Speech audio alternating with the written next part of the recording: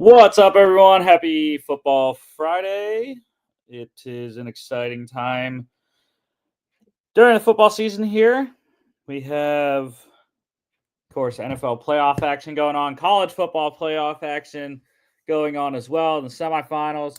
And we also have some teams trying to figure out where they're going to go starting the draft off-season draft process, I should say. So yeah, let's roll through here. Starting off with the FCS National Championship on Monday. Number 2 North Dakota State wins its 10th National Championship, 35-32 over number 1 Montana State. Montana State had no answer for Cam Miller through the air or on the ground. Ultra efficient, 86.4% for Miller, 199, 2 touchdowns, 18 carries, 121 yards, 2 touchdown passes, or 2 touchdown runs as well. So 4 total scores for Cam Miller on the night. He, along with Tommy Mellott there for Montana State, those were the 2 guys really that were in the mix for the Walter Payton Award, the FCS Heisman there. Tommy Mellott struggled. The North Dakota State defense did a great job limiting him through the air, 54.2%, 195, 2 touchdowns. He did excellent on the ground like he always does, though. 14 carries, 135 yards, a touchdown. 2 100-yard quarterback rushers in this game, which was just ridiculous. Shamar Brown led the non-quarterbacks in rushing, 77 yards, 17 carries. For the Bison running back, scored a touchdown and caught a 3-yard pass. Montana State, North Dakota State, I should say, wide receiver Bryce Lance, 100-yard night for him, 9 for 107 and a touchdown. No defensive stats to note. There were no turnovers in this game, incredibly. So it was a great game, though. Wish Montana State would have won, completed that 16-0 perfect season, but the Bison, time and time again, I believe they're undefeated in championship games when they get there. So just a ridiculous run continuing into 2025 here. North Dakota State plus 6.5 wins outright over 58.5, easily 67 in that game. And last night we had the college football playoff semifinal at the Capital One Orange Bowl. Number 7 Notre Dame edging out number 6 Penn State 27-24. And yeah, it's tough. James Franklin was not able to win the big one again. He did win 2 playoff games before this game, however. But it comes down to Drew Aller. I mean, that is why I picked Penn State. Obviously, I'm a Penn State fan as well, but I did really believe that Penn State could win this game, and they really should have.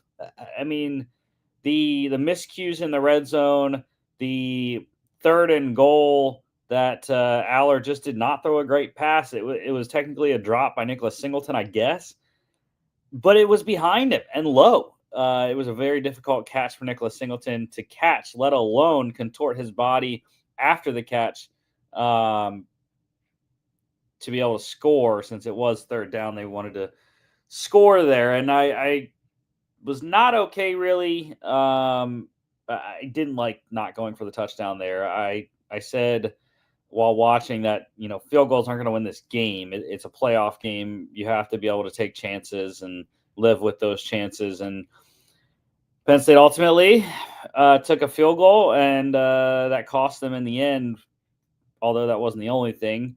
Drew Aller throwing the interception late, which he didn't do a lot. He really did not. He had a great touchdown interception ratio this year, was really careful with the ball, didn't turn it over a ton. And what I was impressed with as well is Notre Dame's pass rush was not able to get home a lot. Penn State really dominated the trenches on both sides of the ball, ran for over 200 yards and 3 touchdowns on the ground. They sacked Riley Leonard, I believe, 3 or 4 times. And it's still, I'm shaking my head and questioning how did Penn State lose this game? I really don't know because of how good they were inside. Big issue as well for the Nittany Lions, though. No receivers caught a ball in the whole game, 0 for 4 and an interception when targeting receivers was Drew Aller last night. So that was a big issue going in. Knew the receiving core wasn't the greatest. They got Tyler Warren the ball, though. He led Penn State in receiving with 75 yards on 6 catches. And, it's just a wonder. I don't know how Penn State lost the game. I really don't. Diving into the stats here, Riley Leonard, 65.2%, 223, touchdown, 2 picks, 18 carries, 35 yards, and a rushing touchdown. I feel like I'm going to keep saying this, but again, it's like Penn State did what they needed to do. They shut Riley Leonard down on the ground, 35 yards rushing, although college does include sack yardage in rushing yards for that player. So he probably had a little bit more of a decent day running. But still, on the stat sheet, looks good. 35 yards rushing for Riley Leonard. And they picked him off twice. I think they got 10 points off those interceptions, or maybe just 7. The first one they definitely did get points off of. I can't remember the second one. But yeah, the stats look pretty solid for Penn State. Drew Aller, again, struggling passing, 52.2%, 135, a pick, 6 carries, 17 yards. His legs were utilized very nicely by Andy Kotelnicki. And I tweeted out in the first half, I was like, dude, this is a masterful performance for Andy Kotelnicki. It's just the halftime adjustments weren't made offensively by Penn State, and they were by Notre Dame. And I think that's where you saw Penn State struggle more on the ground in the second half, forcing Aller to throw on longer situations and not being able to. What up, Jimmy? What up? I'm here. You watched this thing last night? I did. I watched the second half. I was able to catch it after my other podcast. Yeah, the worst half. Mm-hmm. Yeah, again, I started off, Jimmy, with saying I still am wondering how Penn State lost this game. Domination on both sides of the ball in the trenches, and they just I don't know. I don't know how. Most of the stats favor Penn State. And I don't know. Paul Feinbaum said he did not agree with James Franklin being aggressive late, right before Aller got picked off. EJ Manuel said disagreed, which I agree with EJ Manuel. He said you got to go win the game, which yeah, you have to. Like that's what you're there to do. Like you're not there to play for overtime. It's a semifinal game. Go to the national championship. And Drew Aller hasn't thrown that many interceptions this year. He's been careful with the ball, but I don't know. Yeah, Steve Angeli as well. Right before halftime, Riley Leonard went out. Angeli was almost perfect, 6 of 7, 85.7%, 44 yards, got him in field goal range. And I think that was the key turning point, the doubling up by Notre Dame. They got 10 points in a row, 3 right before half, and they went down, scored a touchdown on the opening drive of the second half to tie the game. I think that was a big deal, momentum swinging wise. And then Penn State was chasing the rest of the game. Notre Dame would score, they would score. Notre Dame would score, they would score. So, yeah, it was a tough one to watch. Second half, it kind of all went downhill. But again, I think they did the things that they needed to do. I still don't know why they lost the game.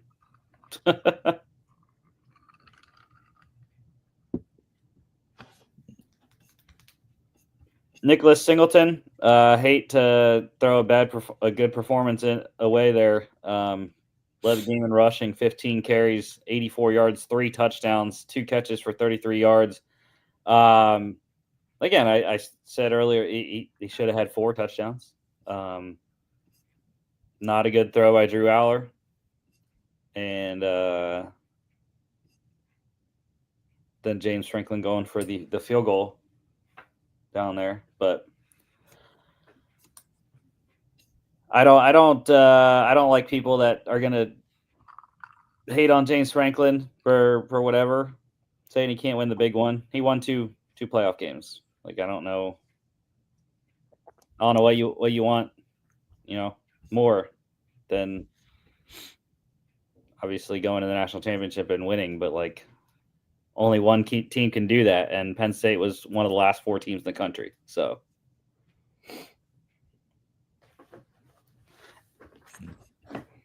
and they took Oregon to the brink when Ohio State kicked the shit out of them. So, Jaden Greathouse, 100-yard night for him. The Irish receiver, 7 for 105, a touchdown. And defensively, I mean, it's Penn State, and it's 2 guys. Zakee Wheatley had a hell of a game from his safety position, 16 tackles, 9 solos, sack, tuck, floss, and a pick. And then Dennis Sutton for Penn State as well, 6 tackles, 4 solos, 2 sacks, 2 tackles, floss, and a pick. Abdul Carter was a ferocious beast out there as well. Again, I keep saying it, but I'm like, I just don't understand how Penn State lost with the performances that they got from their star players. All their star players performed very well, maybe except for Drew Aller, but I don't know. But that's why he's coming back, right? That's why we got Drew Aller another year, and I'm excited to see him grow because he's going to have his back still. Nicholas Singleton and Katron Allen are both going to be back again because they're juniors, I believe. They're going to be juniors next year, I think. I don't remember. But I think both are going to be back. So you got them. You got Aller. Probably got some linemen. Unfortunately, Warren's going to be gone, but I think they should be getting hopefully some help in the transfer portal and the freshman class at the wide receiver and tight end. Well, they got tight ends. Penn State's always got tight ends, but they need some help with wide receivers. So we'll see. Mitch Jeter, put him at the bottom there. Both of his field goals hit, including the game winner. And he's been the weirdest thing, one of the weirdest things in this college football playoff. The man was like 50% on field goals this year. All of a sudden, in the college football playoff, he's missed 1. He is 7 out of 8 in the college football playoff. That's ridiculous. I think he's taking. We need to check him. We need to check him, Jimmy. He's taking something. Yeah, it's called locking in. I think it's called something else that starts with an S. Whatever. Notre Dame plus 1.5 wins outright over 45.5. I was surprised the over hit. I had the under. The under was looking good first half. Nothing's going on. Breaking. Other than the Sean Watson injury. Right. We'll talk about that. College football news. Coaching carousel. Georgia State making a move. They promoted analyst. Yes, he was an analyst this past season. Former Browns head coach Hugh Jackson promoted from analyst to offensive coordinator. So a coordinator position once again for Hugh Jackson in the college ranks, albeit. Transfer portal. Louisville quarterback Harrison Bailey is in the portal. Wisconsin losing a couple guys. Running back Tawee Walker going to Cincinnati. Quarterback Tyler Van Dyke going to SMU. Miami defensive back Jaden Harris committed to Georgia. Go Dogs. Michigan quarterback Alex Orji. He is visiting Temple. Tulane quarterback Ty Thompson withdrawing his name. So good retention for Coach Summerall there. Running back Mekhi Hughes going to Oregon. And Jimmy, I love that. I love Mekhi Hughes going to Oregon. You know why? I think he's going to be Bucky Irving 2.0 at Oregon next year in the 2025 season coming up in the fall. I think that's what's going to happen. Ohio running back Ricky Hunt Jr. committed to Tulsa. Had that crazy 5 touchdown performance last year as a true freshman in the Bobcats bowl game. South Dakota State quarterback Mark Gronowski, he has committed to Iowa. A massive, massive get for Coach Kirk Ferentz there. I mean, I don't remember the last great Iowa quarterback. Have they had one ever? Where's Colin Schultz when we need him? Colin, give us an answer. But I mean, this is what Iowa has been looking for. Like, they have not been able to solve the quarterback situation. And I swear to God, if they mess Mark Gronowski up, I'm going to be pissed. I'm going to be pissed at Iowa if they mess Mark Gronowski up. Because he is too good of a player to get messed up. Two-time FCS national champ. Thought he was going to go to the draft. But, wants to make the jump to the FBS. Compete with the bigger boys next year. Because they're still big boys at the FCS level. But Big Ten football, we'll see how he does. I'm excited. I might be a pseudo Iowa fan because of that next year. Texas A&M wide receiver Noah Thomas commit to Georgia. Go Dogs! Again, that's one. They need another one. Or actually, no, they got Zechariah Branch too. So that's two actually. Big time wide receivers that Georgia got. So that's fantastic. Gunnar Stockton's going to have some weapons. Utah State running back Rasul Faison is committed to South Carolina. Maryland quarterback MJ Morris committed to Coastal Carolina. Colorado State edge rusher Gabe Kershke had a great bowl game, committed to Wake Forest. Western Michigan running back Jaden Nixon committed to UCF. Houston defensive back Hershey McLaurin is in the portal. Had a couple of great years at West Virginia before his time at Houston this year. Clemson wide receiver Troy Stellato committed to Kentucky. Montana State running back Scott Trey Humphrey is in the portal, getting a lot of offers already. UTEP edge rusher Maurice Westmoreland committed to Tulane. Another good get for Coach Summerall there. UTSA defensive back Pig Cage committed to Incarnate Word. Buffalo quarterback CJ Agbana is in the portal. San Jose State quarterback Emmett Brown going to Coastal Carolina. And the shocker of yesterday, Georgia quarterback Carson Beck in the transfer portal today, committed to Miami. So Coach Cristobal continues to just get transfers every year at quarterback. See if it works out. I mean, it's a big risk for, I think, Carson Beck and Miami, because you don't know. I mean, he's projected to be throwing, I think, by March. But you just never know. So I don't know. I thought he would have still been a first rounder, mid to late first round, even with the elbow injury. But maybe he heard from NFL people and they said no. I don't know. But I thought he would have still been a first rounder because of his resume, and because of what he has put on film so far. So I don't know why. I don't know why he's transferring. Maybe he's getting $7 million from Miami. And I'm sure they got some pockets. Yeah, I mean, I disagree with you in terms of his draft stock. I don't see him anything more than a 4th round pick, and I think he's just doing this for the monetary purpose. I think he can make a lot of money being a Miami quarterback than he would be a 4th or 5th round QB that's going to be a backup for at least 2 years.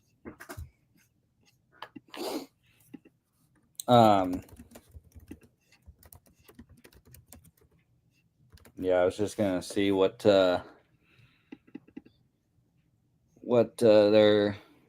some people had him at. I don't know in terms of draft projection.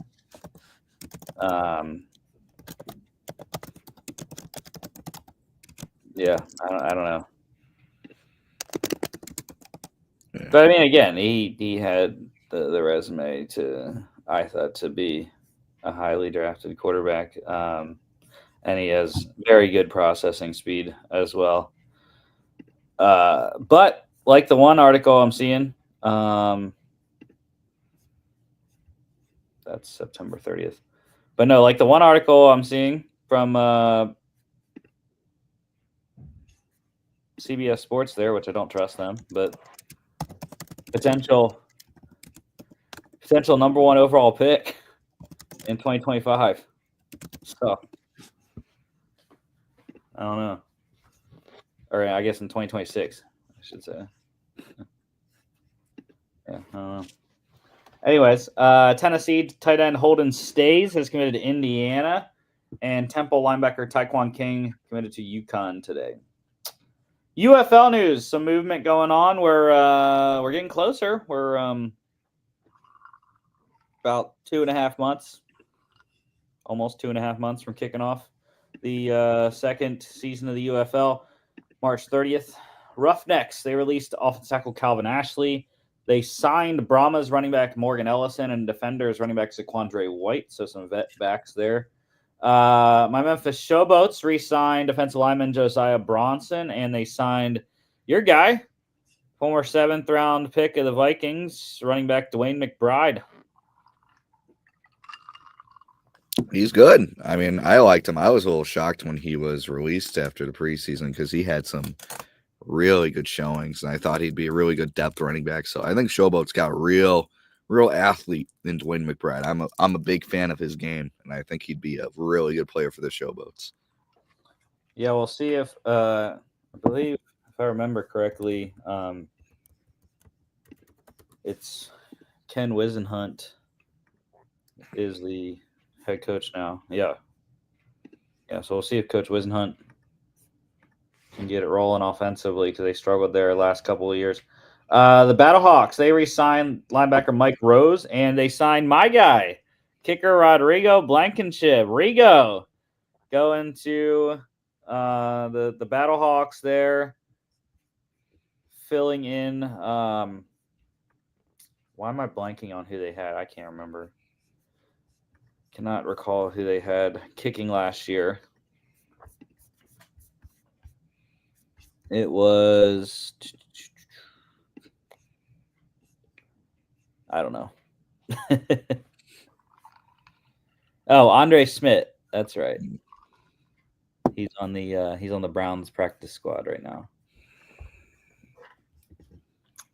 So yeah, excited for Rodrigo. He hasn't played since 2022. So nice to see him getting back into pro football. And the Renegades, they signed linebacker Jabril Cox, former draft pick of the Cowboys there. All right, NFL news. Jimmy, you're going to Arizona, Jimmy. Vikings Rams moved to State Farm Stadium in Phoenix. Yeah, I mean, seems like the safe move here. I mean, there'd be as many Viking fans in LA as there would be in Arizona, so it's a little bit closer to Minnesota, so I guess you can almost call it 10% home field advantage. But it's more south, though, now. Yeah, maybe moving east makes up for going south slightly. I don't know. Yeah. But yeah, hope everyone is making it work out there with the wildfires. Hope everything's getting better by the day there. The NFL announced a couple of the teams that are going to be playing in London in 2025. The Jets, Browns, and Jags all playing in the London games. Not sure who the opponents are, though, for those three. I think they're the three home teams. I think that's what they announced for that. Players of the month for December, AFC offense. Of course, Bengals quarterback Joe Burrow, hottest quarterback in the league down the stretch there. NFC offense, Lions running back Jahmyr Gibbs. Ridiculous production in December for Jahmyr Gibbs. AFC defense, Chargers safety Derwin James Jr., 2 sacks of Drake May when they throttled the Patriots on Saturday a couple weeks ago. NFC defense, Seahawks defensive end Leonard Williams. Excellent season by Leonard Williams. Double-digit sacks for him. Maybe his best season of his career. AFC special teams, Dolphins kicker Jason Sanders. Couldn't tell you why he was AFC special teams player of the month, but sure. NFC special teams, Rams rookie kicker Joshua Carty. Again, no clue why. Offensive rookie of the month, Jaguars wide receiver Brian Thomas Jr. He was, I don't know. He probably was better than Malik Neighbors in December, I would say. I think those two were probably the top two. I mean, obviously, Brock Bowers was continuing to just do ridiculous things, but yeah, I don't hate that pick at all for the December offensive rookie. And defensive rookie of the month, Packers linebacker Edgerrin Cooper. Again, no qualms with that one. He was a tackling machine down the stretch for Green Bay. All right, we got the All-Pro teams announced today. First team All-Pro looks like this. Ravens quarterback Lamar Jackson. Eagles running back Saquon Barkley. Ravens fullback Patrick Ricard. Bengals wide receiver Jamar Chase. Vikings wide receiver Justin Jefferson. Lions wide receiver Amon-Ra St. Brown. Raiders rookie tight end Brock Bowers. The only rookie selected on first or second team. Just ridiculous. First team All-Pro, Pro Bowl. NFL history leader in rookie receptions, rookie tight end receptions, rookie tight end receiving yards. So he's ridiculous. With Aiden O'Connell, Desmond Ridder throwing in the ball, and Gardner Minshew. Bucks left tackle Tristan Wirfs, Chiefs left guard Joe Tooney, Chiefs center Creed Humphrey, Broncos right guard Quinn Miners. I was surprised about that one. I was like, dang, Quinn Miners, first team All-Pro. I didn't know he had that great of a season.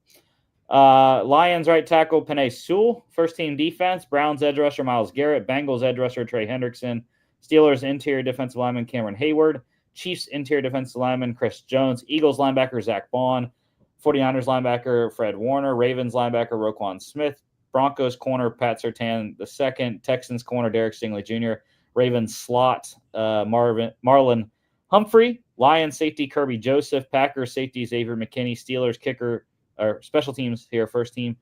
Steelers kicker Chris Boswell, Lions punter Jack Fox, Cowboys kick returner Kavontae Turpin, Broncos punt returner Marvin Mims Jr., Patriots special teamer Brendan Schooler, and Vikings long snapper Andrew DePaula. Best long snapper in the league, baby. I know I'm probably being a homer, but why is TJ Watt not a first teamer? I don't know. Just saying. Because he didn't have that great of a season compared to Myles Garrett and Trey Hendrickson.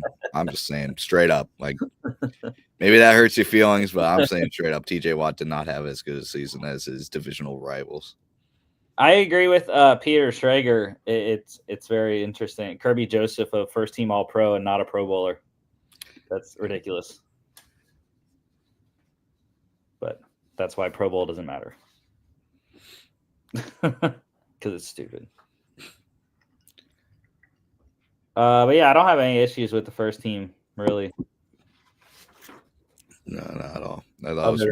Other than it's dumb that it's going to decide the MVP voting. Yeah. Stupid. Second team, Bills quarterback Josh Allen. Should be Lamar Jackson, just saying.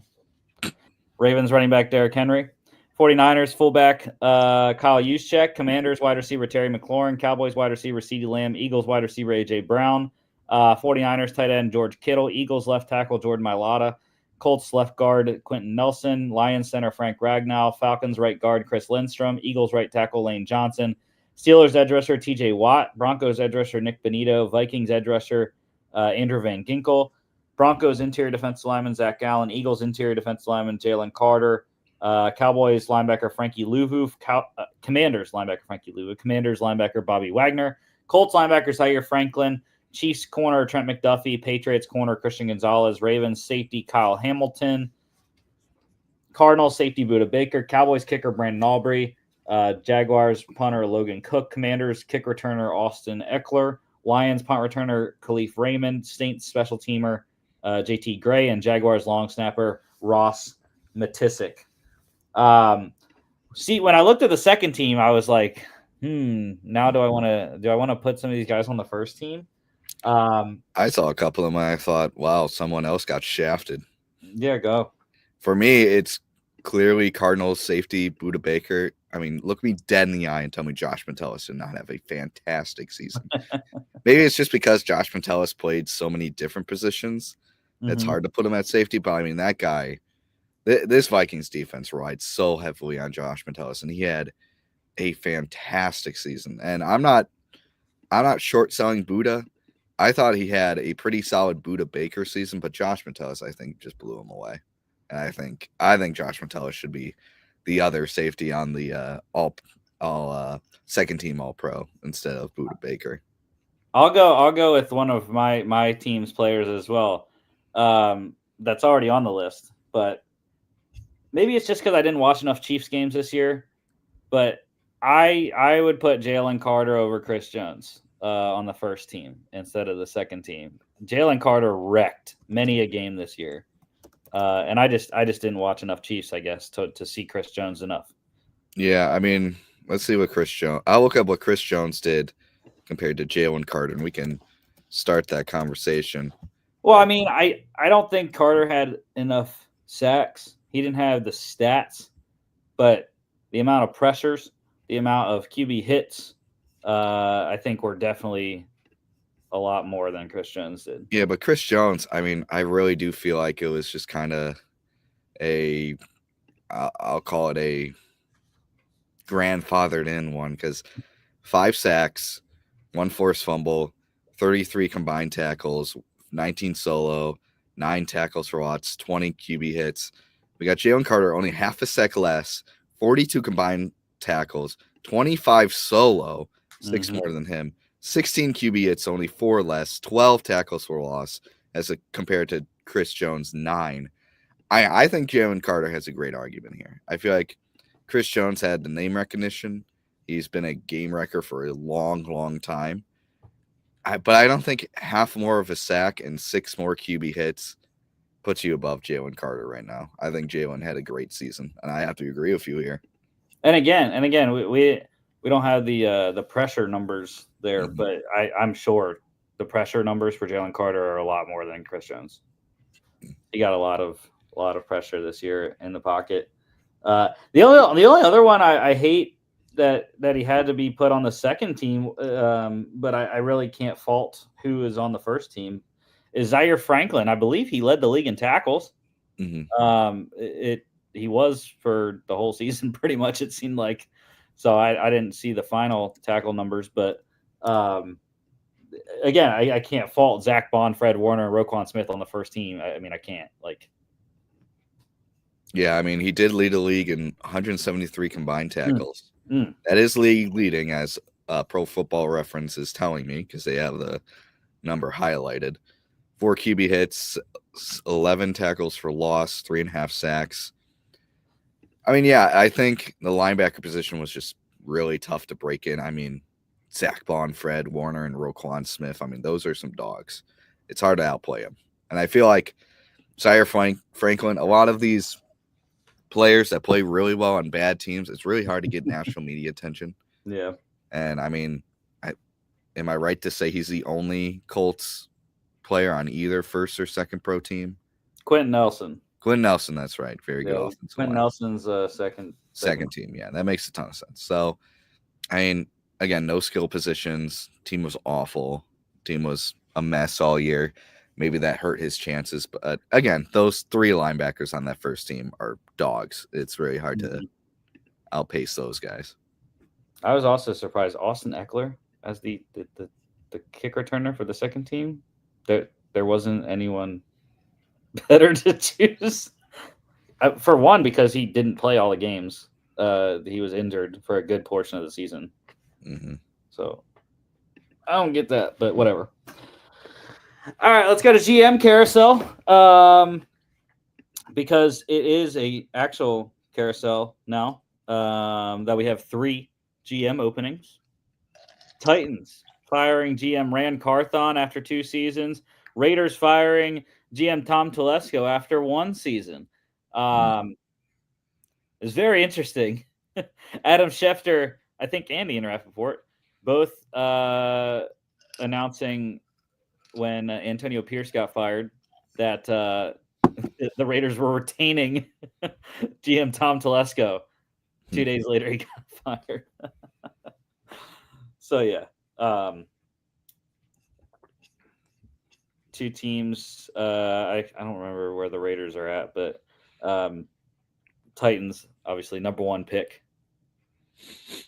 That probably played a factor in why they wanted to restart at the front office.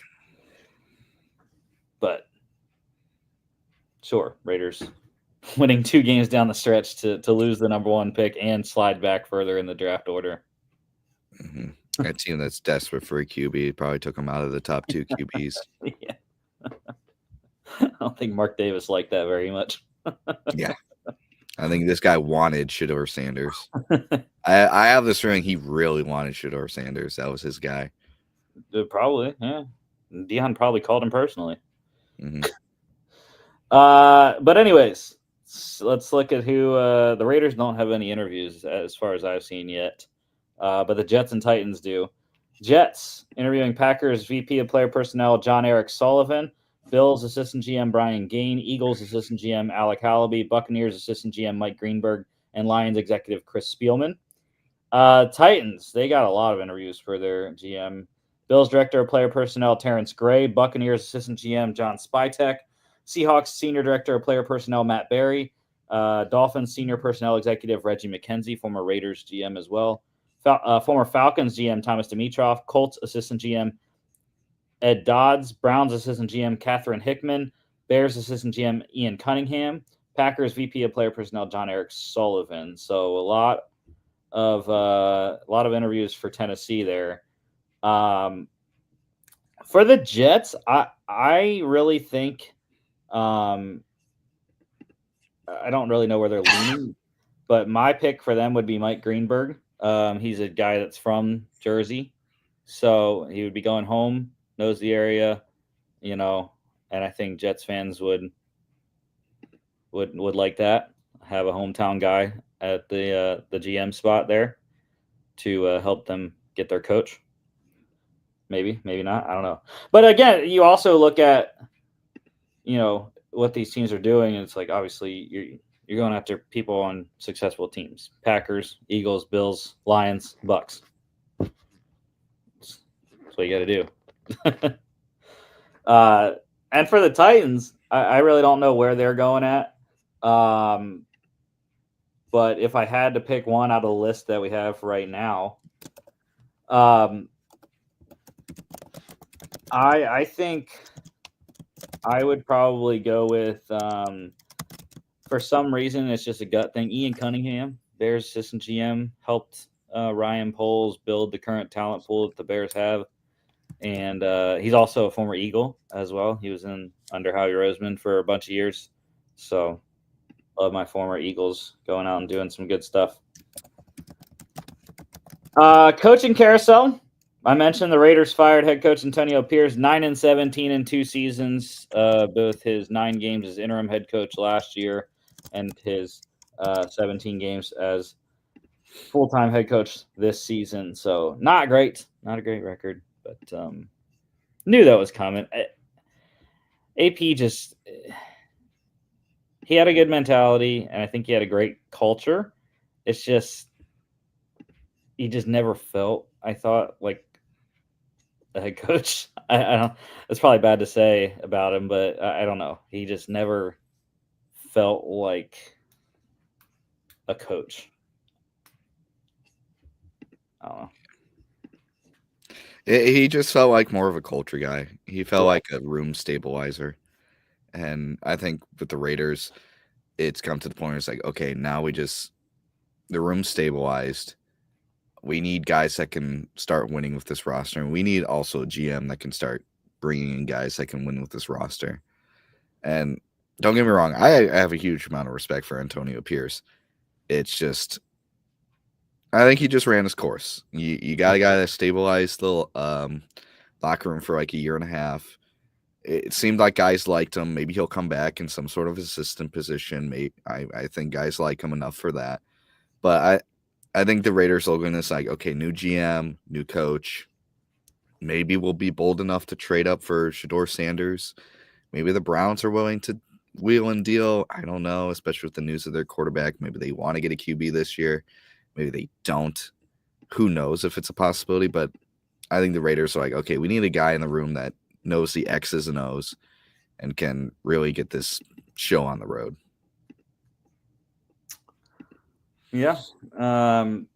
The Colts, they fired defense coordinator Gus Bradley. Kind of surprised about that, but not really. Colts struggled mightily defensively down the stretch, um, including a 5 touchdown game against Drew Lock. Yeah, I mean, this team was how many yards per game did they give up? They were A lot. 29th in yards per game given up, 361.2. Mm. I mean, touchdowns allowed. They had, let's see, 48. Passing defense was, let's see, abysmal, 26th. Rush defense was just as bad, 24th. Scoring defense, 24th. Red zone defense, 23rd. I mean, third down defense. I'm going down the list here. 30th on third down. I mean, they're just bad. It was really clean house time on that defensive front. And they got some players. They definitely got some players. Kenny Moore, DeForest Buckner, Larry Franklin, Quiddy Pay as well. The 49ers also clearing out some houses here, firing defensive coordinator Nick Sorensen and special teams coordinator Brian Schneider. The Nick Sorensen one I didn't really get. Only there for 1 year in that role. They said they want to bring him back in some capacity, but not as a defensive coordinator. The special teams one, I again probably didn't watch enough 49ers, but I understand Jake Moody struggled mightily this year. Yeah, I think the lack of development from Moody's game, a guy you drafted in the third round, is just probably unacceptable. Maybe it has to do. I heard someone on, I don't know if it was TikTok, Twitter, or YouTube. I saw a video of a guy kind of going, maybe it's a placeholder. Maybe it's McDowell. Maybe it's because when McDowell started being his placeholder, he started really struggling. Who's McDowell? I thought it was Wisnowski. I think it was Wisnowski, and then who was it? 49ers placeholder. I thought it was McDowell. Wasn't it there? O'Donnell. Sorry, not McDowell. O'Donnell. Sorry. It was Wisnowski, but he went on IR. Yeah. So O'Donnell came in. O'Donnell. Yeah. And like Moody really struggled. And someone did a kind of a breakdown. It's like, oh, yeah, O'Donnell was really bad as a placeholder for Moody. And that might have been a contributing factor. So who knows? No. Cost Brian Schneider his job. Yep. How about the Cowboys? So we are T-minus 4 days away from head coach Mike McCarthy's contract expiring. However, they had conversation with him and Jerry Jones, and apparently they're gonna get something done here within the next 4 days and keep him as head coach. And that's why they denied the Bears interview request for McCarthy. And sure, go ahead. Love it. Love to see it. Love to see it. This is just backwards thinking from Jerry Jones. I mean, I'm sorry, but McConnell's not good. I mean, McCarthy, not McConnell. Jeez, I'm stuck on the McConnell name. McCarthy's not good. This guy just isn't. I don't know what you see in him. He's not a QB whisperer. The game is passing him by. His ways of understanding the game are mediocre at this point.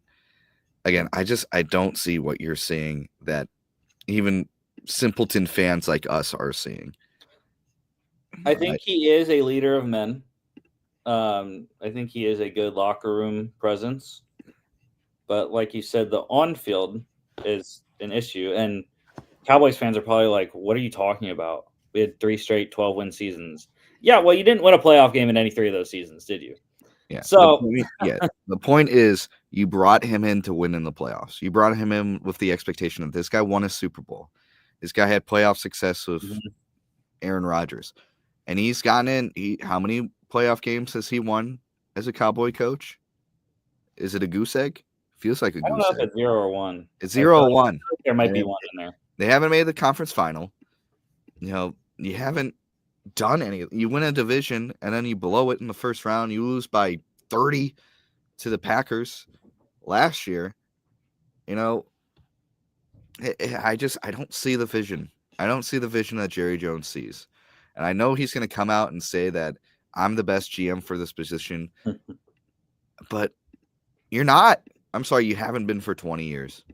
You know, you are a fan that became a GM. You're enamored by names, and I don't get it, man. I don't. This is just another notch in the belt against Jerry Jones, the GM. I just don't get this Mike McCarthy love. I think the biggest thing is you talked about McCarthy's winning times in Green Bay. Dak Prescott's not Aaron Rodgers. That's the issue on offense. That is the issue. Dak's not the guy. Dak's not the guy. Dak is above average that you are paying way too much. You are paying him MVP level money to be above average. Mm-hmm. And the funny thing enough, you mentioned the Packers. You talk to any Packers fan, you ask them their opinion on Mike McCarthy, they're not going to be nice. Packer fans are not fans of Mike McCarthy. They fully believe that Mike McCarthy held back the Packers and that this team should have had multiple Super Bowls in the Aaron Rodgers window. But it was, and they all say the same thing, it was Mike McCarthy that held them back. And I with his performance in Dallas, I have to agree. I think McCarthy has a ceiling, and he's reached it, and the ceiling is getting lower and lower as the years go on. And to be honest, too, they didn't win the Super Bowl against the Steelers because of the offense. They won it because that Green Bay defense was elite. Oh, yeah. Which he has a really good defense in Dallas, too. And he has a great defensive coordinator in your guy, Mr. Zim there. Oh, God. Speaking of guys have had the league pass them by. How about multiple teams, including the Raiders, inquiring to North Carolina about whether head coach Bill Belichick wants to switcheroo and come back to the pros after he said he wouldn't. And yeah, they literally said no. Nope, he's not leaving.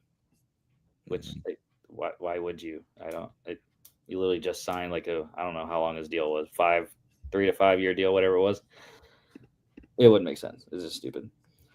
All right, let's go to the list here. Bears head coaching interviews. Ravens offense coordinator Todd Monken. Broncos senior personnel executive David Shaw. Former Titans head coach Mike Vrabel. Lions defensive coordinator Aaron Glenn. Lions offensive coordinator Ben Johnson. Bills offensive coordinator Joe Brady.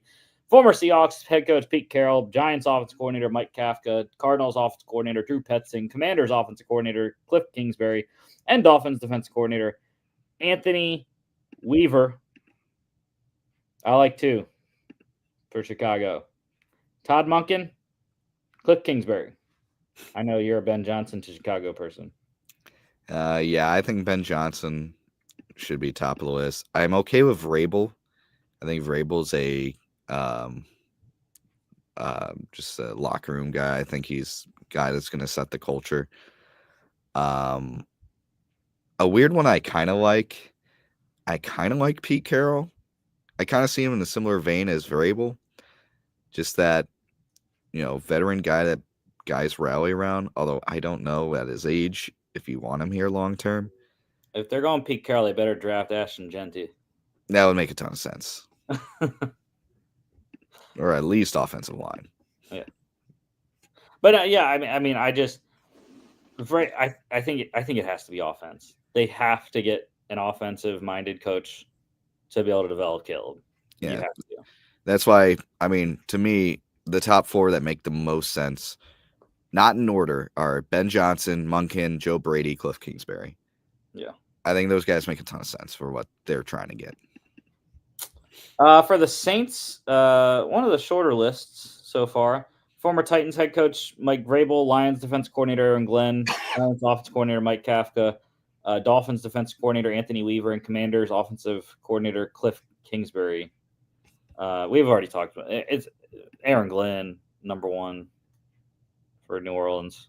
Yeah, I think Aaron Glenn makes so much sense. To me, it's Glenn or Vrabel. You just need a guy that guys can rally around, and I think Glenn's perfect. Vrabel is a decent come up for or backup in case Glenn falls through.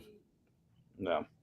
The Jets, they are the most widespread search that I've seen in a long time. Former Titans head coach Mike Vrabel, Lions defensive coordinator Aaron Glenn, Chiefs offensive coordinator Matt Nagy, Saints interim head coach Darren Rizzi, Chiefs defensive coordinator Steve Spagnuolo, Vikings defensive coordinator Brian Flores, Vikings quarterbacks coach Josh McCown, Broncos defensive coordinator Vance Joseph, Texans offensive coordinator Bobby Slowick, Jets interim head coach Jeff Ulbrich, and how about today, Maryland head coach Mike Locksley as well. Again, turning every stone over to find their guy, Mr. Johnson is doing. And yeah, I mean, I don't know. Vrabel, I think, out of that list is would be my guy for the Jets.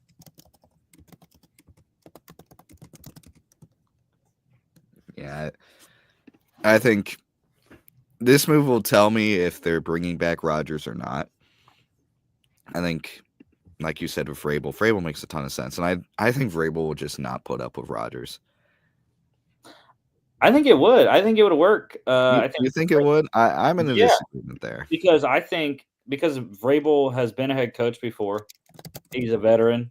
He's played for so many years, and he knows how the older guys like to do it. So I think they would be a good pairing. Obviously, it's clashing personalities probably, but Vrabes knows how it goes because he played for so long. So I think he would allow Aaron to do his thing and be the CEO type that a lot of people are saying he is in the interviews so far. Mm. My second one though out of this list is probably interesting. Bobby Slowick. I like Bobby Slowick for the Jets as well. He is a Shanahan disciple from his time in San Francisco, and I don't know. I think Texans fans would love that. I think that'd be a good offense for Rodgers or whoever is running it. Brees Hall would love that offense. Brees Hall and Braylon Allen. For the Patriots, former Titans head coach Mike Vrabel, Lions offensive coordinator Ben Johnson, former Buccaneers offensive coordinator Byron Leftwich, and former Texans offensive coordinator Pep Hamilton. Patriots going off the deep end a little bit. some guys that haven't been coordinators in the league for a couple years. Both Leftwich and Hamilton haven't been in the NFL coordinating since 2022. Yeah, I mean, the rumors are they're interviewing them to abuse the Rooney Rule. Yeah, there you go. That's upsetting. Get him, Jimmy. Get him. That's really upsetting, but I'm having a tough time not seeing it that way. I think your selling point to Ben Johnson is, hey, look at this Drake May guy. Hey, look at this. Are they drafting third or fourth? I can't remember. Fourth. Either way, hey, look at this Travis Hunter / McMillan wide receiver that we got. You got the best young 1-2 punch in the league right now, and it can only get better. I think that's your selling point to Ben Johnson. Vrabel, I think it's a lot easier. It's like, hey, come back to the Patriots. Remember how you won these Super Bowls as a player? You like the culture here. The culture matches you. Maybe that could work. But to be honest, though, I feel like that would be a tough sell to fans. Back-to-back former Patriots players, even though Vrabel had success in Tennessee. As a fan, I would be like, do we want to do another Patriots player? Former Patriots? Yeah, the Vrabel hiring sounds just like a craft hire, Yeah. The guy he's comfortable with. I think it's uninspiring, but I would get it. But the only problem is I don't think the Patriots need a culture guy. Like the Jets need a culture guy.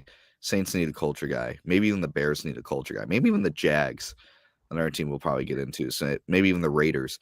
But I don't see the Patriots as needing a culture guy. I think this is a team that needs someone that will do the best they can at developing Drake May into the QB they expect him to be.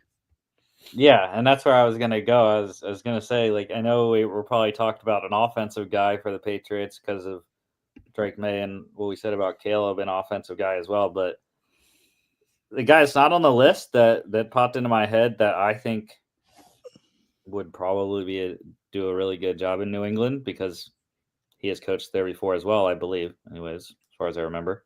Flo, your guy Flo, Brian Flores. I think he would do a fantastic job in New England. I wouldn't disagree. I think the only problem is teams with young QBs are probably scared to interview Brian Flores with what happened with him in Miami. And I think that recent Ryan Fitzgerald podcast, I think he talked about Flores and kind of just lambasted him, kind of talking about how he was basically a dictator and all this other stuff. So yeah, I don't know. I get it. Former Patriot, incredible defensive mind, but I think teams are looking more at his head coaching experience in Miami than they are his defensive coordinating in Minnesota. Yeah. For the Jags, Lions defensive coordinator Aaron Glenn, Lions offensive coordinator Ben Johnson, Bucks offensive coordinator Liam Cohen, former Titans head coach Mike Vrabel, Eagles offensive coordinator Kellen Moore, Ravens offensive coordinator Todd Monken, Bills offensive coordinator Joe Brady, Raiders defensive coordinator Patrick Graham, former Jets head coach Robert Saleh, Vikings defensive coordinator Brian Flores, and Chiefs defensive coordinator Steve Spagnuolo. Yeah. This seems like, maybe you disagree, this seems like a perfect position for a guy like Kellen Moore. Wasn't the one that I had picked. Who do you think? I like Joe Brady. Joe Brady. Yeah, that was my other one I was going to think. Yeah, just because, where he took Josh Allen in the offense, T-Law's in that same area where Josh Allen was. T-Law's a couple years younger than Josh. And I think the hope would be in Jacksonville that they can do that same thing and get Trevor to where they thought he would be when they took him number one.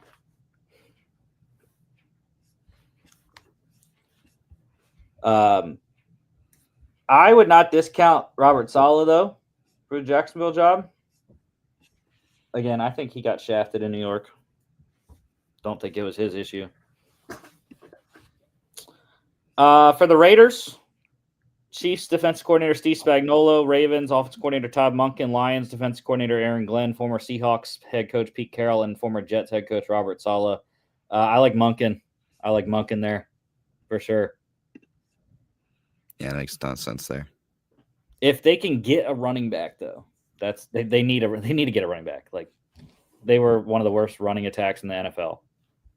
So they need a running back. They can't. They got to draft the quarterback first.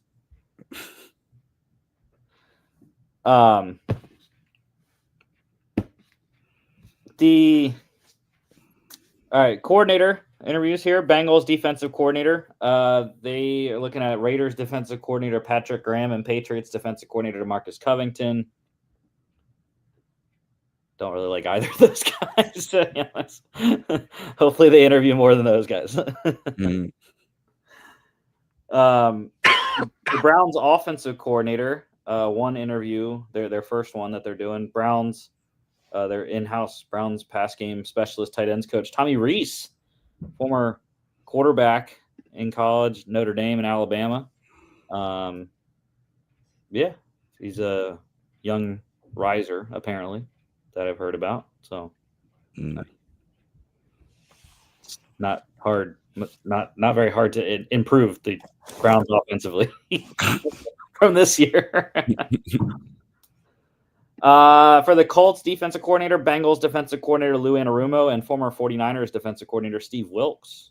Maybe Steve Wilks gets back in the league here, or coordinator in the league anyways. I would not be shocked if Lou Anarumo got the job, though.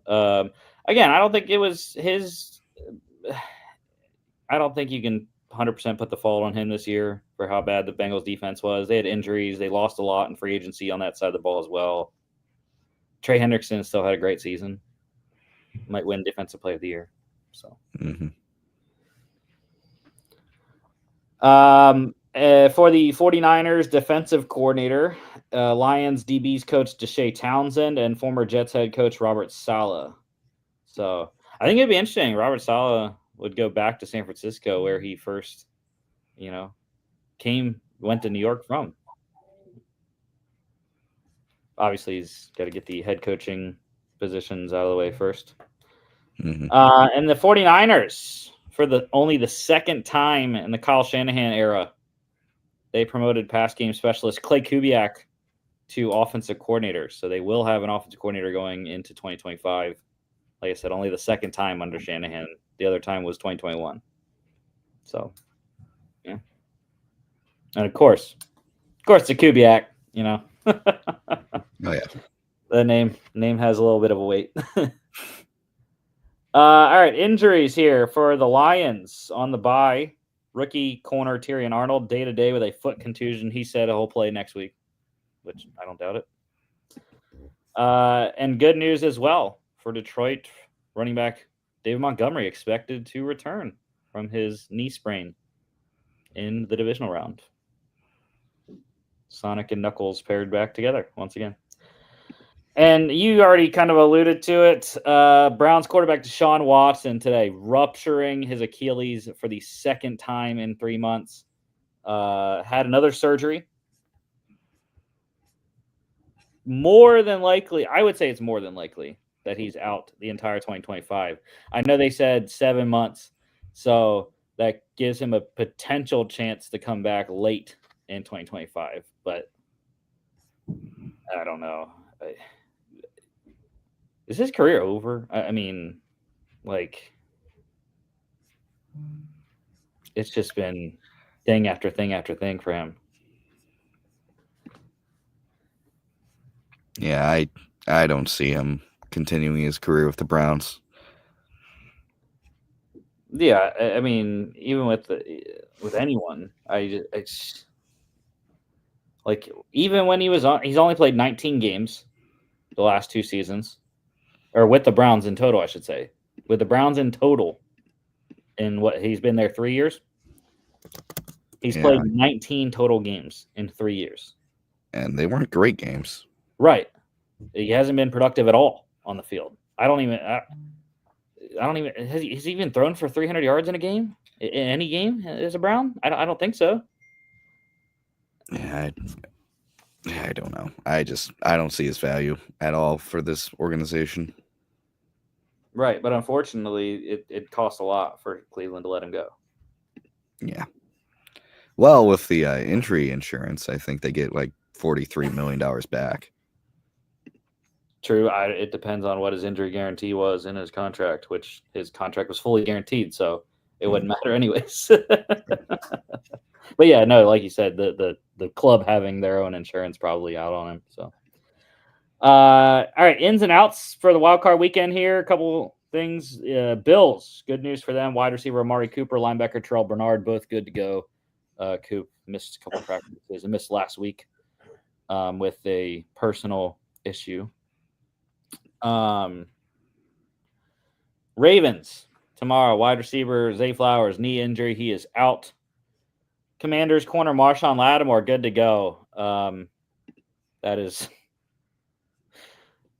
That I don't think that's a good thing. Just saying. We've seen this before. I think this is number 4 or 5. Maybe it's more than that. I feel like it is more than that. Marshawn Lattimore, Mike Evans. It usually does not end well. It usually ends in a fist fight. Yep. At least I think that's how it's ended the last 3 times they've matched up against each other. It's going to be money. And great news for Philadelphia Eagles quarterback Jalen Hurts, clear concussion protocol. Good to go after missing 2 games with the concussion there. Want to mention Michigan quarterback Alex Orji. He is going to visit UNLV as well. And the Dolphins also making a coordinator move here. They have fired special teams coordinator Danny Crossman. And crazy, they fired Wes Welker as well. The receivers coach, Wes Welker, and pass game specialist there. I'm surprised. I mean, what I've heard, Wes Welker is one of the better receivers coaches in the league. So I don't know. Someone's going to snap him up real quick. Yeah, I could see that. Patriots. Do what he did in his playing career. He went from Miami to New England in his playing career. Just do that anyways.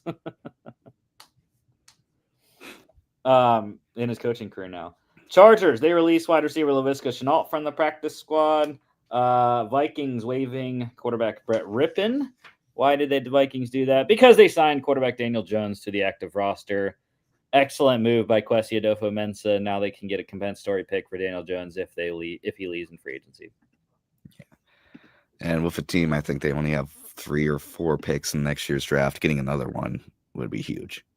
Well, it would be in 26. Oh, well, getting another one in 26 would be huge. Yeah. Or maybe. I think, yeah, because he has to leave in free agency this year. Mm-hmm. And then they calculate that for 2026.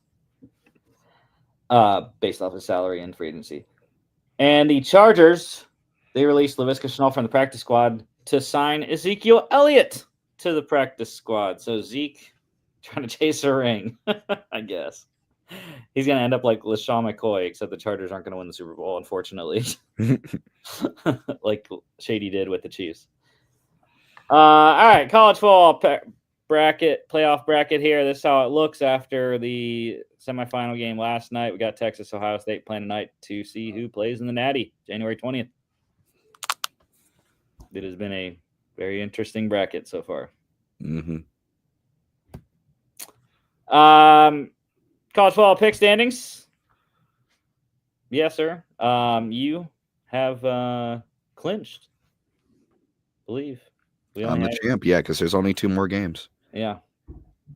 Well, actually, this one game is our last college, because we'll pick the championship because that's on a Monday night, so we'll pick that on the Monday show. But yeah, so crazily though, congrats to me for college picks there. I actually forgot to change the standings here. Or no, did I? Oh no, yeah, no, that was for the Monday picks. Never mind.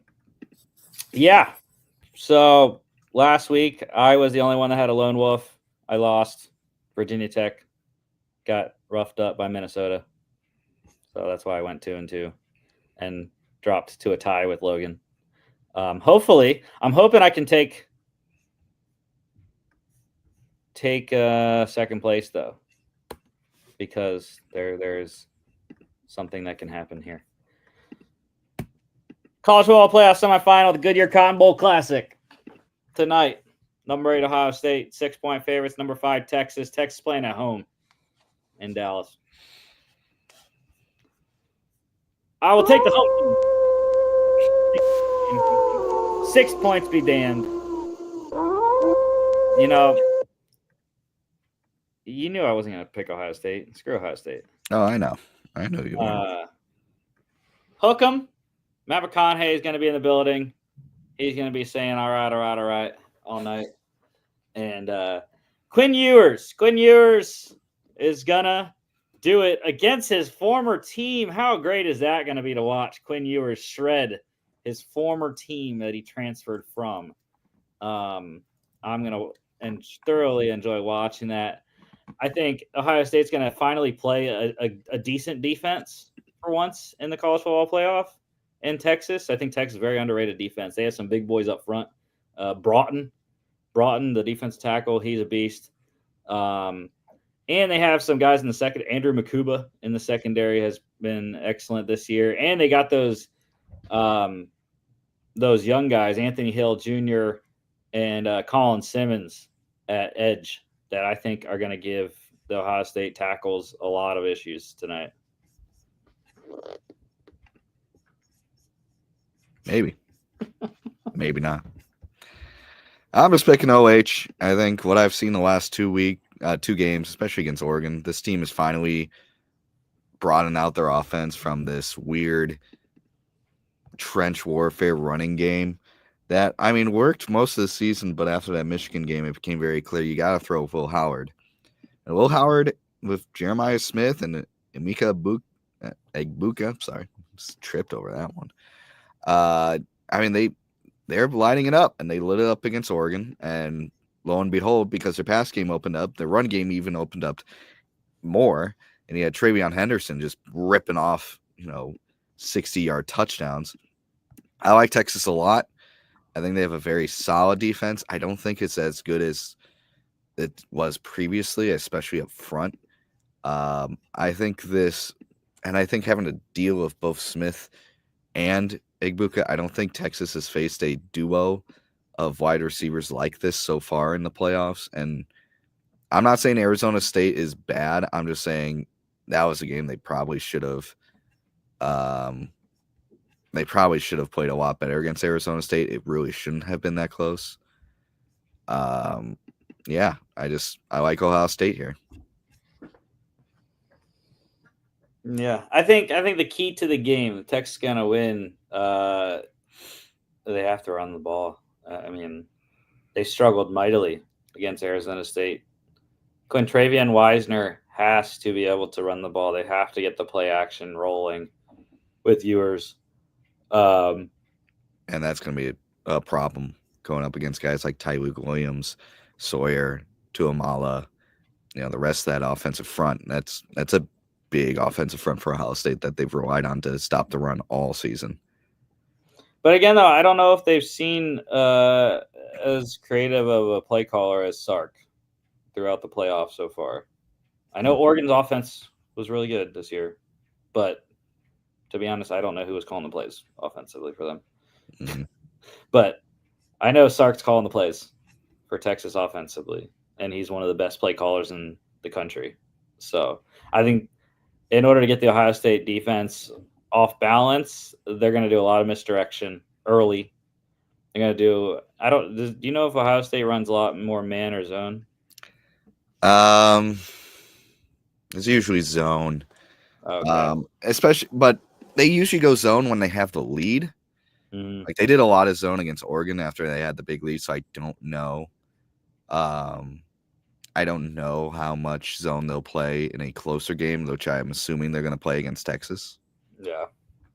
Yeah, I was just going to say they're going to run a lot of crossers, I thought, potentially.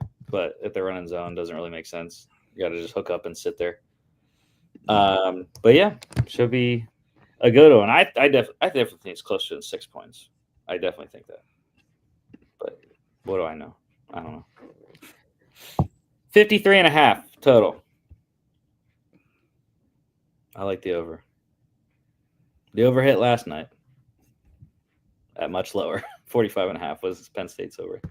7:30 ESPN. 4 hours, 15 minutes, essentially.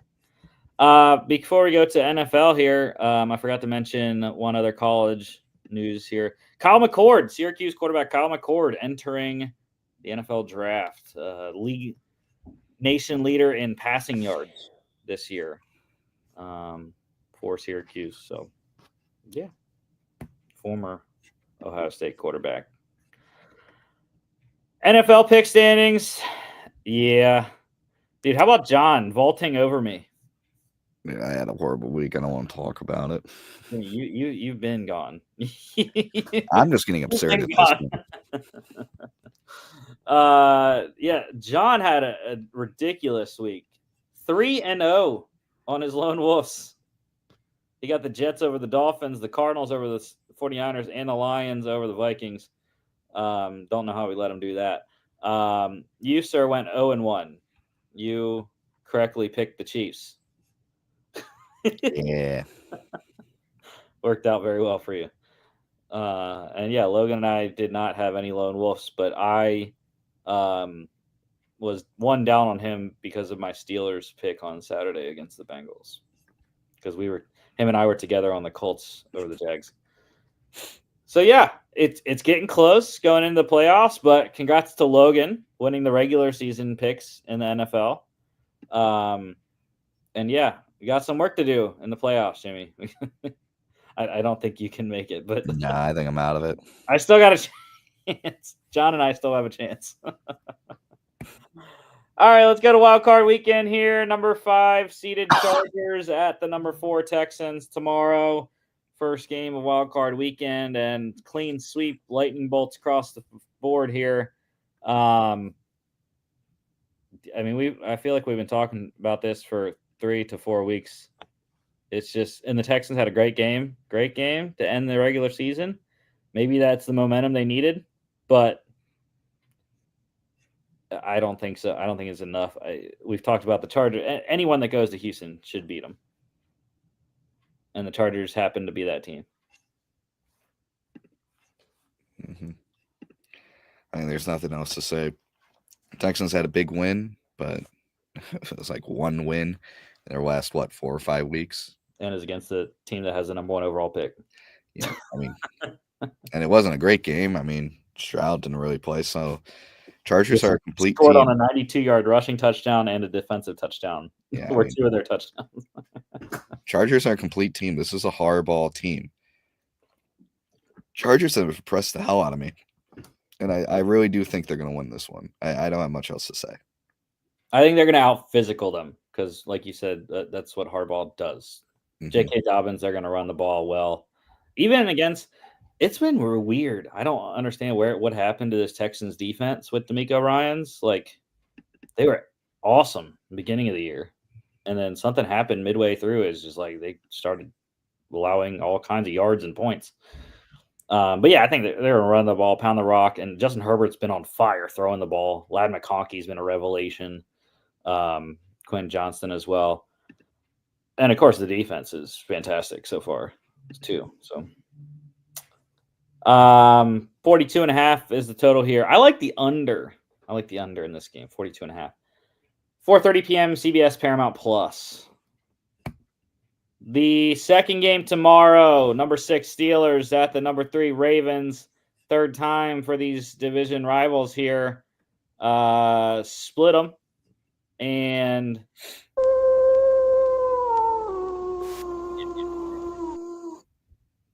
it's a homer pick. I don't care. For sure, they're going to cover. That spread's ridiculous. All right. I know they're on a 4-game losing streak. I don't care. They still have TJ Watt. And they still have Cameron Hayward. With those 2 guys, you can do a lot. And especially against Lamar Jackson, you can do a lot. Although Lamar did beat him last time. They needed a pick 6 to end the game, to put the game away. Because otherwise, Russ had a chance to go down and tie the game.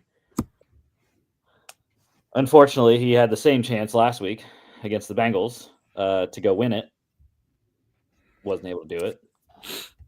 But, I mean, if the Steelers are going to have any chance, George Pickens has to completely just black out whatever the hell happened last Saturday. Because I think someone else was wearing his uniform. They tied him up and someone else was wearing his uniform because one catch on, I think it was 5 targets for 0 yards, and he had 3 drops.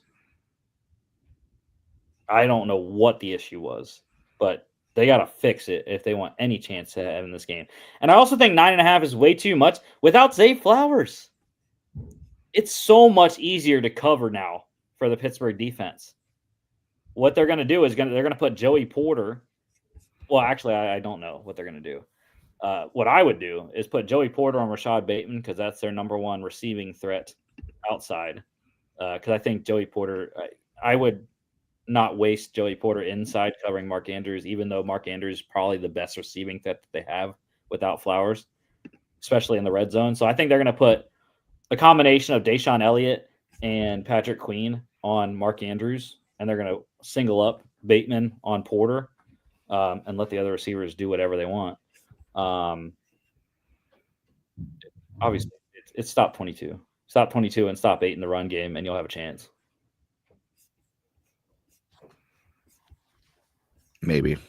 I don't know. I think I look at the Steelers the same way I look at the Texans. They lost their way, and I don't think they're going to find it in the playoffs against a really good Ravens team. It's been too long. 2016, last time Coach Tomlin won a playoff game. Been too long. Yeah, coming up on a decade. Total here is 43.5. It's Steelers Ravens. It's going under. And it's going to be cold in Baltimore. 8 p.m. Prime Video. Sunday, we got the number 7 Broncos at the number 2 Bills. And yeah, I'm going wild. It's wild card weekend, right? Super wild card weekend. I'm going wild. I don't care. Whatever. This has nothing to do with the Bills. Nothing to do with the Bills. It's all about the Broncos. I think they have all the momentum in the world after they just demolished the Chiefs last week to make the playoffs. And I mean, people say it all the time. All you got to do is get in, right? All you got to do is get in. Now, I believe there has never been a 7 to make the Super Bowl. Is that right? I don't think a 7 has even won a playoff game since they've added a 7. Was that last year? I can't remember. Was that the Packers last year? 1-7. They're 1-7. Okay, they're 1-7. Green Bay last year. That's Dallas. Right. I knew I was missing one. It was Green Bay from last year, but that was a Cowboys. Let's be real. Right, but look at this Broncos team. Defense: Nick Bonito, Jonathan Cooper, Alex Singleton at linebacker, Pat Surtain locking it down. And he's gonna lock down. I don't think I like Amari Cooper, but actually I don't even think Amari Cooper is the number 1 receiver on this team, by the way. I think it's Khalil Shakir, but that's just me. So I don't know who they're gonna put Surtain on, but I don't really care. The risky thing though is what happens on Riley Moss, because he got just shredded by Cincinnati. So, I don't know. I know it's Josh Allen. I know it's a tough task for Vance Joseph and that defensive staff, but I think they can keep it close, and just like they did against the Bengals. You know, I don't think the Bills are like out of this world. Like they're gonna crush everyone. I think they're a Super Bowl contender for sure. I've told people that I can see the Bills going to the Super Bowl out of the AFC because they've already beat the Chiefs before this year. But I'm going off the rails with the Broncos. Why not? My boy, Bo Nix, baby. Bo Nix, get it done. And the cold's not going to matter. They play in Denver. So Nah, I'm going Bills here. I don't care for Bo Nix. I don't think his game is going to be enough to beat the Bills in this playoff situation. I think you're underselling the Bills' defense. I think Joe Brady knows how to get this offense going. I have no issue picking the Bills here. Broncos +9. It's actually 8.5 now. 47.5 is the total. Just under. I think it's going to be a similar score to that Bengals game. I'm going actually, no, I'm going over. 25-24. Broncos win. 1 p.m. CBS Paramount Plus. See, it's not even going to be that cold. It's during the day in Buffalo. It's fine. 7-seeded Packers at the number 2 Eagles.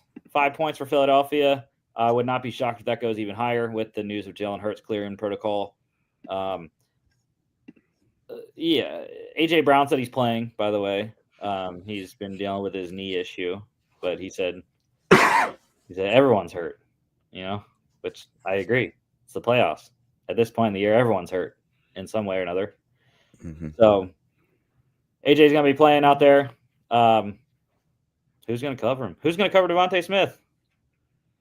They don't have Jair Alexander. Who's going to cover Goddard underneath? Edgerrin Cooper, unfortunately. Oh, yeah, that's fair. He's actually pretty good. But still, I agree with you. I think what Logan said in our chat makes a ton of sense. I feel like the Packers are just a team that they win games, but they don't win impressively, and they don't beat good teams. I think the Eagles just, especially in Philly, I don't know how this Packers defense contains all of it. I I don't see how you contain probably the MVP of the league in Saquon Barkley. I don't see how you defend two of the fastest, most efficient route runners in the league. And that doesn't even get to the defensive side of the ball. I mean, Eagles are probably position by position just as good, if not better, than the Packers are on the defensive side of the ball. I see this as being competitive. I know the Packers. I know LaFleur is a very good coach. I mean, this is a guy. I think he's one of the most talented coaches in the league. I think Gutekunst is not giving him the best job, so he makes most of it. I think if an average coach, this team's 9-8. But yeah, I think the Packers, especially going in Philly, I don't think it's going to be pretty. Yeah, that's my thing. Defensively too, like J Love's coming in banged up from when he got hit last week against Chicago.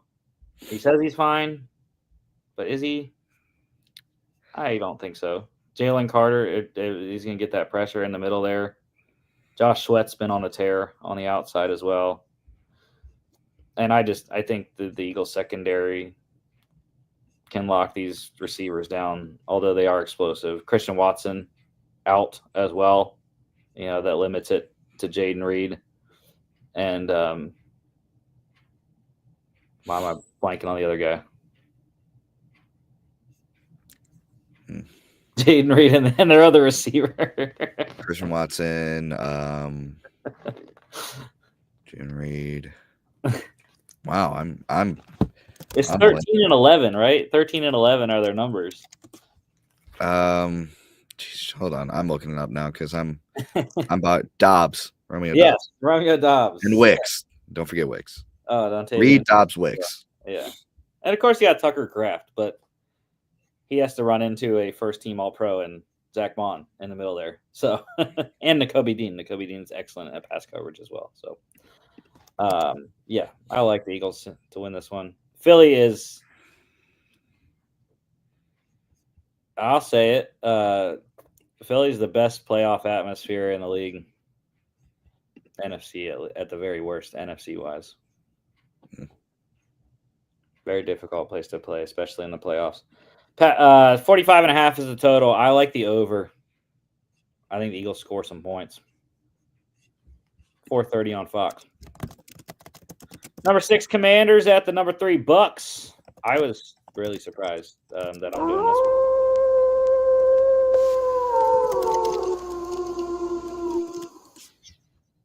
It's a toss-up game, I think. Very similar teams. But what I've seen is that Washington, I still don't believe in their defense. I don't. I think with how hot Baker's been, and I know he struggled in the first half against New Orleans last week, but turned it on in the second half, and they got Bucky Irving running, which is going to be tougher with Jonathan Allen back the last couple of games in the middle there. But I just don't think this Commanders defense can hold up for long enough. Definitely going to help having Marshawn Lattimore against Mike Evans. But Jalen McMillan's coming on the last couple of games of the year. Please, dear Lord, do not throw it to Sterling Shepard. The man's had like 6 drops the last 2 games. I don't understand what he's doing. But yeah, I really like the Bucks. And defensively, I think they're better than Washington. Obviously, it's tough to stop Jaden Daniels, Terry McLaurin, but they have guys to do it. I mean, Jamel Dean can play on McLaurin, and I really like Yaya Diaby getting some good pressure on a offensive line that I'm not totally sure about for Washington. Mm-hmm. Yeah, I'm just taking momentum here. I just feel like, sure, the Bucks won. They clinched their division. They got a home playoff game. But I think what I saw against the Saints, I can't get that first half out of my head. I think the Commanders, sure, they have a lot of weaknesses, especially in the defensive backfield. But where they have their strengths, it's really impressive. I can't knock their duo of linebackers and Wagner and Lavu. What was it, Lavu? Is that how you say it? Luvu. Oh, Luvu, not Lavu. But I mean, that's a very, very good linebacking group. I have a tough time not thinking they're going to play a big role in this game. And their offense, I think Jaden Daniels, big wild card because he's a rookie there. A bit hard to guess how a rookie's going to do in his first playoff game, but I think he can be just as explosive as Baker when he's on. And the same goes to Baker in a weird way. He can be, on when he's on, he's throwing 400 yards, 3 touchdowns. It's incredible. When he's off, it's ugly. You never know. So, yeah, I think rookie on the road in his first playoff game is also difficult, and it's a night game in Tampa as well. So even more added pressure. I will say though, for Washington, one thing neither of us have talked about yet, that is kind of negatory against me picking the Bucks. Zach Ertz. Zach Ertz been on fire the last 2 games. Just all he does is score touchdowns. So that's a big issue. I can't really think of who the Bucks have at linebacker to cover him, or safety. That's what they might do. They might put Antoine Winfield on Zach Ertz. That would be, I think, a good matchup. Unfortunately, they don't have Jordan Whitehead because of that car accident that he got in. So it's a big loss. But I like the Bucks. Think they can get it done. And we saw what happened last year when an NFC East team came to Tampa. Didn't end well. That's true. 50.5 is the total. Do we think it's a shootout? It's either a shootout or it's the ugliest game of the weekend. No in between. I'll go with the over. I do. I think it's shootout. 8 p.m. NBC and Peacock. They're going to give Chris Collinsworth some hum babies, like he likes to say. And the capper, the Super Wildcard weekend here in Arizona, State Farm Stadium. Vikings at the Rams. All Vikings heads. Go ahead, sir. Oh, man. What a disappointing loss last week was. I feel like all the oxygen just got snuffed out of the room. But I think with LA having these obvious fires that have kind of painted a distraction over the entire team being able to practice, team game moving to Arizona for safety issues, I think that very much now puts the pressure on LA and kind of the distractions on LA. And I have no reason to believe, now that cooler heads have prevailed and time has gone on since that loss against the Lions, I have no reason to believe this Viking team can't recover. This team has played well on the road. And sure, they lost to Rams earlier this season in LA on Thursday Night Football. That was the last loss until this last week. I think this team has what it needs. I think the team is healthy, other than Darisaw, obviously, and Pat Jones the second. He's still limited in practice. This team is healthy. This team should play well. I think this team should be motivated and wanting to go back to Detroit. And to get back to Detroit, you have to win here. I have no reason to believe they can't. I like the Rams a lot. Stafford has been fantastic. This is a team I did not want to play in the playoffs. Rather face the Bucs than the Rams. But still, I think the Rams, as good as they are limited in a lot of ways, in ways that the Vikings aren't. And I think this should be a win for Minnesota. Yeah, I think front 7, very solid for LA. It's rounded into form. Those young guys they have up front, that front 4 has just been ridiculous that they got all 4 of those guys in the last 2 drafts. But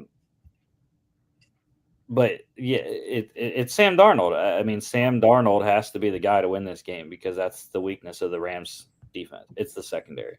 Mm-hmm. So JJ has to win. Jordan Addison has to be involved because he wasn't involved last week at all, and they can run the ball just enough, which, again, we talked about that when we recapped the Vikings-Lions game. Aaron Jones wasn't involved a lot either last week. Mm-hmm. So they have to get those 2 things going. But, yeah, I think passing the ball is where you're going to win this game against LA. And I just, again, going back to the Vikings, they should win because of their defense. That's the best unit on the field in this game, I think. Mm-hmm. Although it's going to be very tough. Puka Nacua, Cooper Kupp. Yeah, Puka Nacua. This is like I said, this is a well-rounded, well-coached Rams Kyron team. Williams. Yeah, there's going to be a headache. But yeah, the Rams, I think there are some definite opportunities for Vikings to get pressure and sacks on Stafford. I don't think the Rams' offensive line is the best thing there is, but 47.5 here. My gut says over because of how many weapons these offenses have. So I'm going to lean on the over. Sure. 8 p.m. Monday, ESPN, ABC, ESPN Plus. All right, just roll through these final standings here because we don't do best bets, we don't do locks, we don't do dogs in the playoffs. So best bets, unfortunately, I ended on a bad note, Jimmy. 1 and 2, but it's all right. For one, that was bullshit. The Browns was complete bullshit. Vegas made the call to have Derrick Henry run a freaking 42-yard touchdown. And even after that, right, we still could have covered. But the weirdest play that you would have never thought that freaking Michael Pierce was going to pick a pass off. The freaking 340-pound defensive tackle picking a pass off. Like, are you kidding? Like, that's how the Browns didn't cover? That's ridiculous. Just saying. I was with you on the Chiefs, Jimmy, last week. It was close. You're about 28 points short. And then, of course, my favorite play of the week last week was the Chargers, and they got their thing done, -4 against the Raiders. But, dude, what a season. I wish I would have actually bet my own best bets. That would have been nice. I would have probably made a lot of money. 36, 17, and 1. And when you look at it, man, compared to 2023, ridiculous. 2023, 24, 29, and 1. I was exponentially better this year. Next year, going for single-digit losses. Bold. Very bold. And by the way, just talked about the Chargers. Quentin Johnston, Jeremy Fowler said, is questionable thigh injury and an illness, but he's good to go. Coming off that massive 186-yard performance last week. Lock standings. Congrats to Logan. He edged us out. The locks last week, we went perfect once again. And dude, how about this run by Logan to end the season here and win the lock standings? Logan hasn't lost a lock since week 4. Damn. He started the season out 1-3, and he ran off 14 straight wins to end the season. And my only hiccup in that run was week 12. The Texans lost. I don't remember to who. And your losses were spaced out, kind of. I keep it consistent. Yeah. And John was good try. 2 back there. He faltered down the stretch though. He lost. He would have been tied with us, but the Colts lost in week 17 for him. Final dog standings. Congrats, Logan. Logan wins the dog standings as well. Even by going 0-2 last week. I had my opportunity, and I didn't take it, Jimmy. I couldn't get there. Congrats to John, though. John getting a 2-0 week at the end of the year. What a play. Yeah. So Logan was on your Vikings. That's why the Vikings lost. You know that, right? You can blame Logan. Yeah. Thanks, Logan. +3 at the Lions. I was on the Steelers, +2.5 against the Bengals. They covered by the hook, thankfully. You were on the Jags, +5.5 at the Colts. They covered. They only lost by 3 in overtime. And John was on the Jets +1 against the Dolphins, and they won outright. Aaron Rodgers throwing 4 TDs. So, dang it, I was so pissed. Lost by a half a game. That was rough. But Jimmy, you're in a good spot, above 500, and there you go. I just gotta make sure I'm winning more than I'm losing. All right, that's the show for today. Divisional weekend next week. Yeah, everyone enjoy your super wild card weekend. Stay safe out there, and also enjoy college football playoff semifinal number 2 tonight. Hook 'em. Don't forget to follow us on all our social media at FAA Podcast, Instagram and X, FAA_bets on X as well. FAApodcast.com is our website. Check us out here on YouTube, Facebook, X, and Instagram, as well as Facebook, as well as Spotify, Apple Podcasts, iHeartRadio, etc. We'll see y'all back on Monday.